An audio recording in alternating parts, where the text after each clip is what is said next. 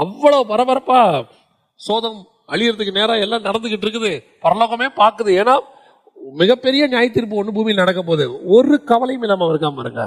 ஆனா வசனம் சொல்லுது, அவன் மேல் வைத்த இரக்கத்தினாலே காலை தோறும் அவருடைய கிருபை புதிதாய் இருக்கிறது. பல நேரங்கள்ல உங்களுக்கும் எனக்கும் வந்த நியாய தீர்ப்பு நமக்கு தெரியாது. கர்த்தருடைய கிருபை தான் காப்பாத்தி கொண்டிருக்கிறது. பல நேரத்தில் அதுதான் காப்பாத்திட்டு இருக்குது. நம்ம எல்லாம் போய் ஒழுங்கா சேர்றோம்னா கர்த்தருடைய கிருபை மட்டும் தான் காப்பாத்திக்கிட்டு இருக்குது நம்மள.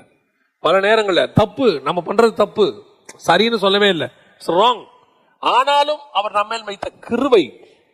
லோத்து பண்றது தப்பு போன்னு சொல்றாரு, ஆனாலும் கூட லோத்து என்ன செய்யல, தாமதிக்கிறான்.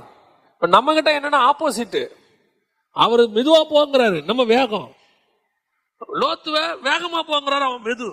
ஆனா நியாய தீர்ப்பு என்னமோ தலைக்கு மேல என்ன செய்யுது, தொங்கிட்டே இருக்குது.